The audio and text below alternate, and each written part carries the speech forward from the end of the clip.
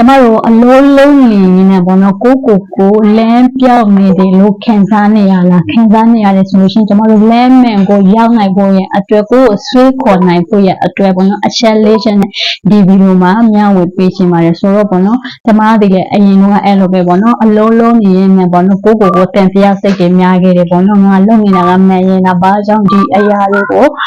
ကိုပေါ့နော်ဖြစ်နေရတာလေခံစားနေရတာလေပေါ့နော်ငါရဲ့ရည်မဲချက်ကပါလေဆိုတာကိုတစ်ခါတည်းမှာလမ်းစာပြောက်တဲ့အချိန်တွေကျမတို့ကြုံရတတ်ပါတယ်ဆိုတော့ပေါ့နော်ကျမတို့လမ်းမဲကိုရောက်နိုင်ဖို့ရင်အတွက် negative တစ်ချက်ကပါလေဆိုတော့တခြားသူတွေရဲ့ပြဿနာအကုန်လုံးကိုထိထားရပြီးတော့ကျမတို့အလုပ်ခွင်ကပေါ့နော်ပြဿနာတွေနောက်တစ်ခုကကျကိုယ့်ရဲ့ပေါ့နော်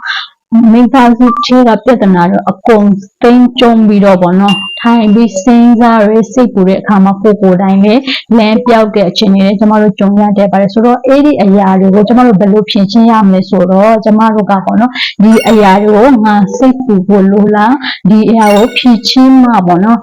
ဖြစ်မှာလားဆိုတော့ကိုပြန်ပြီးတော့တုံးတက်ကြည့်ပါပြီးပေါ့နော်နောက်တစ်ခုကကိုယ်မှာရှိတယ်ပေါ့နော်အရင်အမြင့်နဲ့ဘယ်လိုဖြင်းချင်းလို့ရမယ်ဆိုတာကိုပြန်ပြီးတော့သုံးသပ်ကြည့်ပါဆိုတော့ level 1ကကြတော့ဗါလဲဆိုတော့ကျမတို့အနာဂတ်ကိုတွေးပြီးတော့တွေးပူလိုက်တဲ့အခါမှာ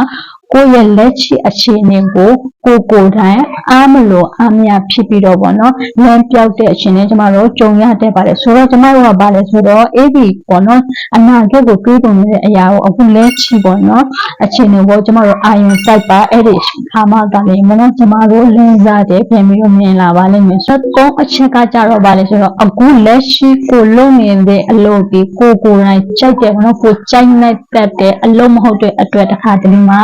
ကိုယ်တိုင်ဖြည့်ချင်းလို့မရတဲ့အရာတွေကိုတွေ့လာတဲ့အခါကိုပေါ့နော်လင်းစားပြောက်တဲ့အခြေအနေမျိုးတွေနဲ့ကြုံရတတ်ပါတယ်ဆိုတော့ level 4ကကြတော့ဗါလဲဆိုတော့ကျမတို့ပေါ့နော်ချင်းပယ်မှုအတိတ်ပဲပေါ့နော်ချင်းပယ်မှုအတိတ်ပဲဆိုတဲ့အခါမှာကျမတို့ကကိုကဒီအလုပ်ကိုဘာကြောင့်လုပ်နေရတာလဲပေါ့နော်ဘာကြောင့်ဒီအရာတွေကိုလှုပ်ဆောင်ဖို့လိုတာလဲဆိုတာကိုရေမဲချက်နဲ့ကျမတို့ရှင်းပြရတဲ့အတိတ်ကိုပေါ်ဆောင်ပြီးပထားတဲ့အခါမှာကိုယ်တိုင်လင်းပြောက်တဲ့အချိန်တွေကျမတို့ကြုံရတတ်ပါတယ်ဆိုတော့နောက်တစ်ခုကကြတော့ဗါလဲဆိုတော့ကျမတို့ချင်းပယ်မှုဆိုတဲ့အတိတ်ကိုပေါ်ထုတ်တဲ့အခါမှာကျမတို့ပေါ့နော်ကိုမဟုတ်တဲ့ပေါ့နော်တခြားသူတွေပေါ်မှာအတိတ်ကိုဖွင့်ဆိုထားတဲ့အခါကျမှကိုယ်တိုင်ပေါ့နော်လင်းပြောက်တဲ့အချိန်တွေကြုံရသလိုလူတွေမရှိတော့ရင်ကိုပါတခါလေးပေါ့နော်လင်းပြောက်ပြီးတော့ဘာလုပ်လဲဘာကံရမသိအချိန်မျိုးတွေကြုံတွေ့ရတဲ့ပါတယ်ဆိုတော့အခုကြည့်နေတဲ့မိတ်ဆွေတွေကရော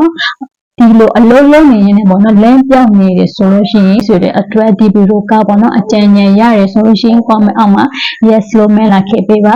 ကိုယ့်အတွက်အကျိုးရှိတယ်ဆိုလို့ရှိရင် like and follow လုပ်ပြီးတော့တခြားသူတွေကိုမျှဝေတော့ဖို့မမေ့ပါနဲ့ဆိုတော့အကုန်လုံးကျေးဇူးတင်ပါတယ်နောက်ဗီဒီယိုပါဆက်တွေ့ကြအောင်